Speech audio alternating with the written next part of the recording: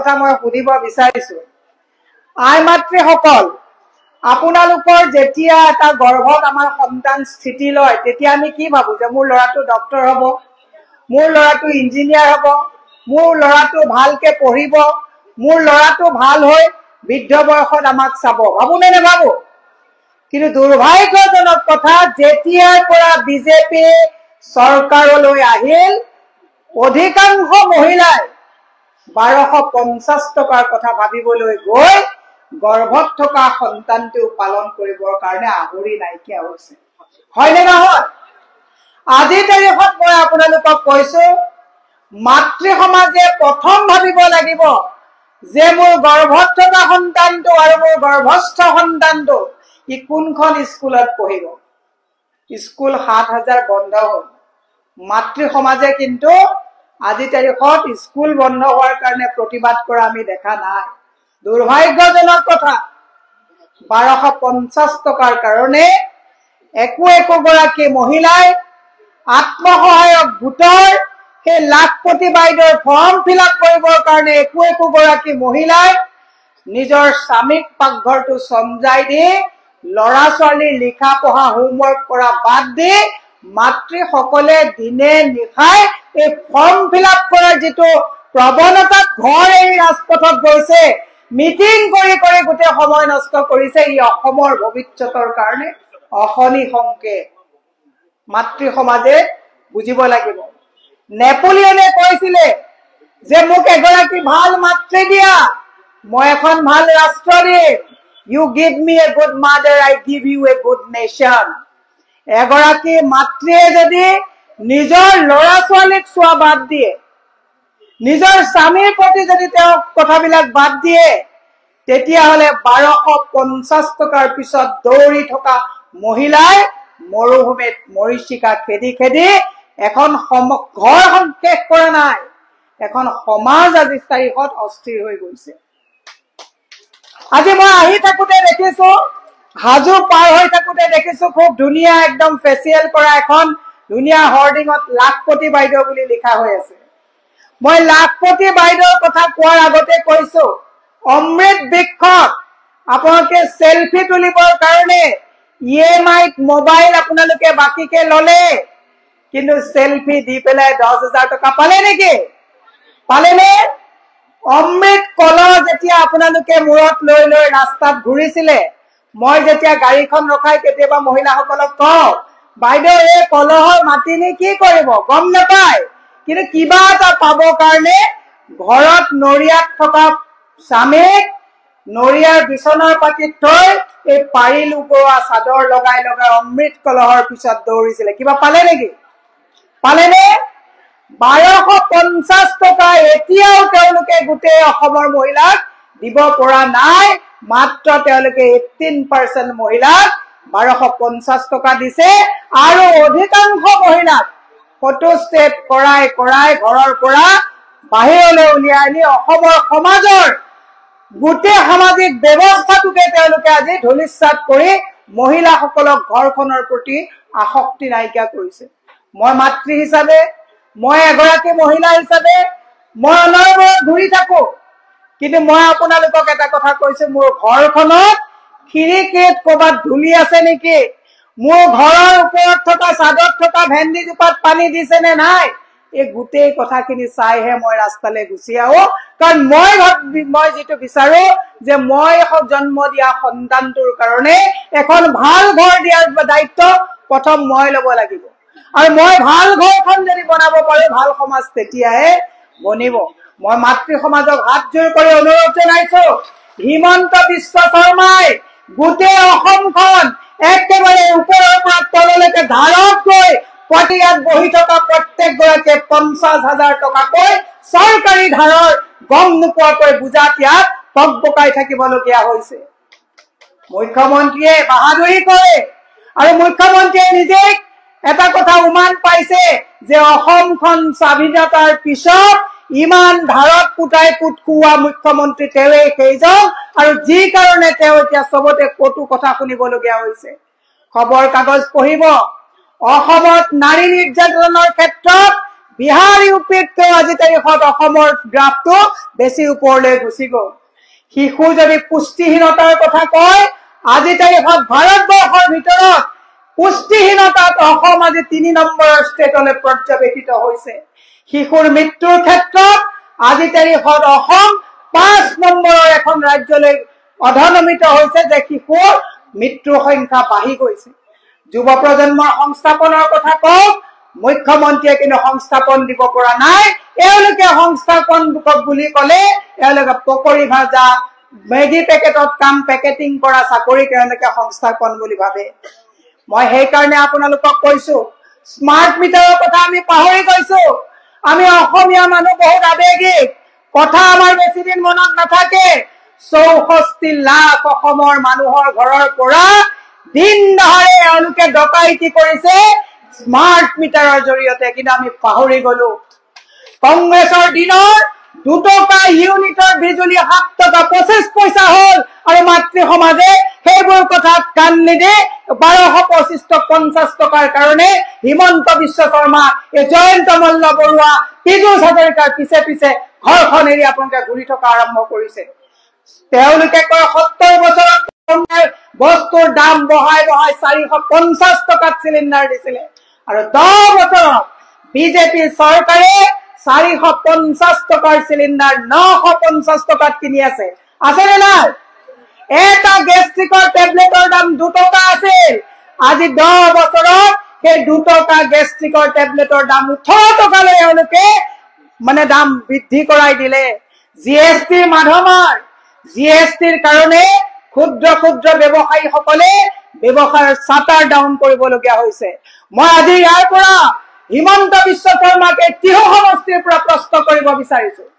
কি তুমি কোৱাহে মই দিম 2 লাখ MSME অসমত বন্ধ হৈছে, অসমক উন্নত ৰাজ্যলৈ নিম বুলি কয়। আজি নাৰী সুৰক্ষাৰ ক্ষেত্ৰত অসম অসুৰক্ষিত, স্বাৱলম্বিতাৰ ক্ষেত্ৰত যুৱ সমাজৰ হাতত চাকৰি নাই। 7,000 চাকৰিৰ কাৰণে 32 লাখ ল'ৰাই এপ্লিকেশ্যন দিবলগীয়া অৱস্থা হৈছে। 7,000 স্কুল বন্ধ হৈছে। স্বচ্ছলত দৈনিক শিক্ষকে নিজৰ প্ৰাপ্যৰ কাৰণে আন্দোলন কৰিবলগীয়া হৈছে। ওলা উবেৰ অটো চালক, চিটি বাছ চালক কোনো আজি তাৰিখত সুৰক্ষিত নহয়, আৰ্থিক দৈন্যতাত তেওঁলোকৰ দিন কটাবলগীয়া হৈছে। দুৰ্ভাগ্যজনক কথা, অসমৰ মুখ্যমন্ত্ৰীয়ে ভাল এৰি খিয়াল খেলিছে। মই অসমৰ মুখ্যমন্ত্ৰীক আজি তিহু সমষ্টিয়ে আমাৰ সাংগঠনিক মিটিঙৰ পৰা সুধিব বিচাৰিছো, মুখ্যমন্ত্ৰীক মুখ চুপতি মাৰিবৰ কাৰণে আমি ডিস্পত বহাইছো নেকি? মুখ্যমন্ত্ৰীক আমি কৈছো, জুবিন গাৰ্গৰ জুবিন ক্ষেত্ৰত কোন যাব ৰাইজে সিদ্ধান্ত লব, তাত SOP দিব নালাগে। কিন্তু আজি মই তিহু সমষ্টিৰ পৰাই কৈছো, অসমৰ ৰাইজে এটা SOP মুখ্যমন্ত্ৰীক দিব লাগে। মুখ্যমন্ত্ৰীয়ে যাতে আবুল তাবুল বকি অসম স্থিৰ নকৰে, তাৰহে এটা SOP উলিয়াব লাগে ৰাইজে, যে মুখত যি কথা আহে তাকে যাতে নকয়। আমি সেইকাৰণে কৈছো, আমি ৰাজনৈতিক ক্ষেত্ৰত মই ৰাতুল পাটৰীয়া ডাঙৰীয়াক মোৰ ফালৰ পৰা আন্তৰিক ধন্যবাদ জ্ঞাপন কৰিছো। যেতিয়া মিটিঙলৈ আহিছো, জুবিন গাৰ্গ ডাঙৰীয়াৰ ফটোত শ্ৰদ্ধাঞ্জলি জ্ঞাপন কৰি তেওঁৰ যিটো নীতি আমাক দি থৈ গ'ল, যে সকলোৰে মাজত ঐক্য আৰু একতা, ইয়াত কোনো জাতিগত কোনো বিভাজন নাই, হিন্দু মুছলমানৰ কোনো বিদ্বেষ নাই, এই নীতিটোৱে বৰ্তমান মই ভাবিছো আমি সকলোৱে এই নীতিটোক পালন কৰা উচিত। মানুহৰ মাজত বিভাজন, মানুহৰ মাজত যিটো ঘৃণা, হিমন্ত বিশ্ব শৰ্মাক মই কৈছো 100 গৰু মাৰিলে বাঘৰো মৰণ, হয়নে নহয়? হিমন্ত বিশ্ব শৰ্মাই 184টা মানুহক ভুৱা এনকাউণ্টাৰ কৰিছে ড্ৰাগছ আৰু কিবা কিবি চিণ্ডিকেটৰ নামত। 184টা পৰিয়ালৰ বদদুৱা লাগিব নে নালাগিব? আমাৰ মানুহে কয় নৰহত্যা মহাপাপ, আৰু তেওঁৰ পুলিচক দি যাক যাক হত্যা কৰিছে, মোৰ বিশ্বাস কৰ্মাৰ পৰা কোনো বাচি যাব নোৱাৰে।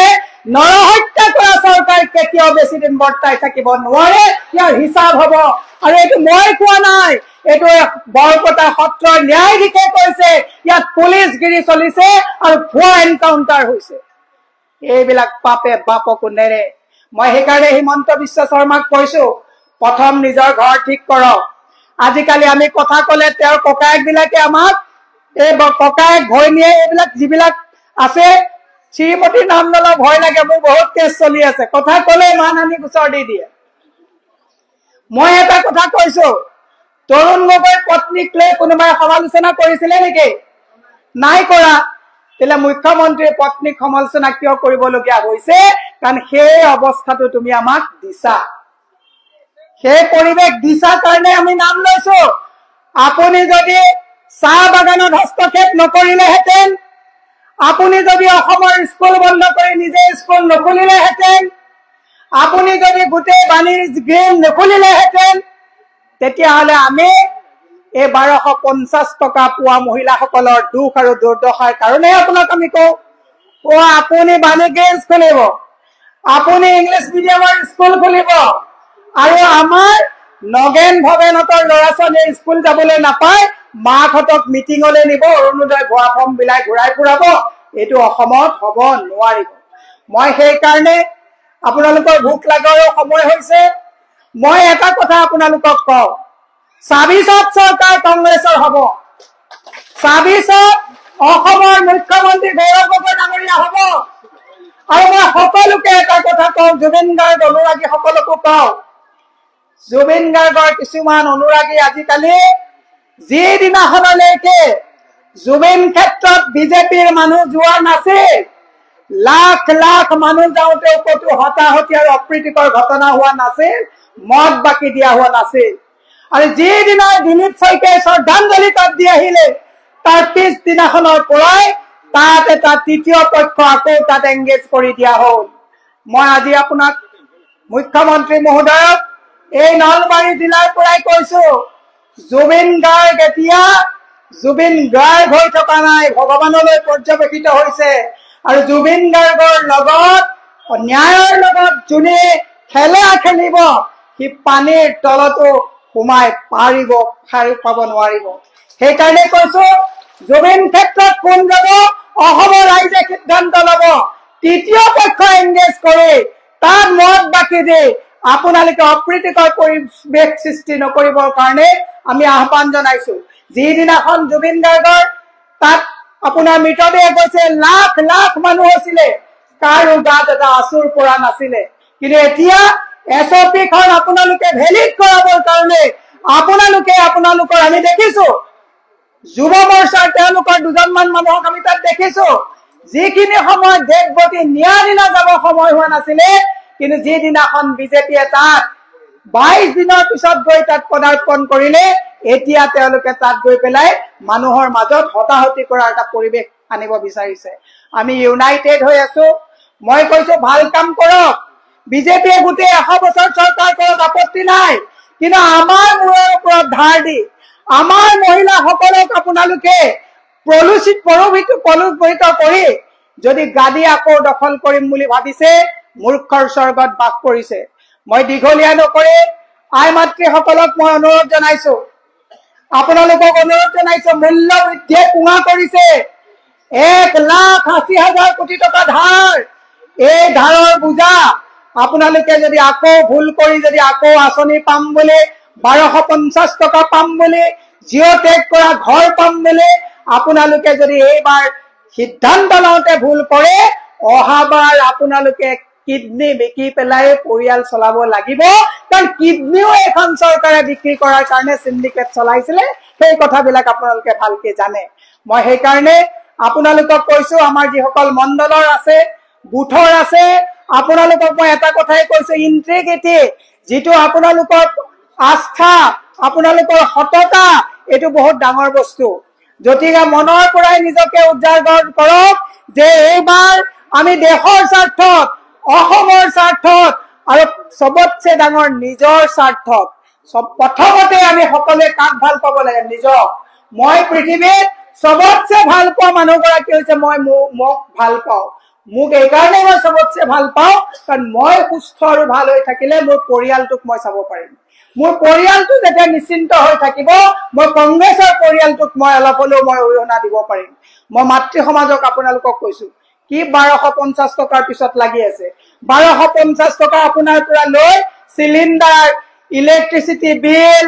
আটা মিঠাতেল সকলোতে পইচা কাটি কাটি নি গৈ আছে নে না গৈছে নে নাই? সব বুজি পোৱাৰ পিছতো যদি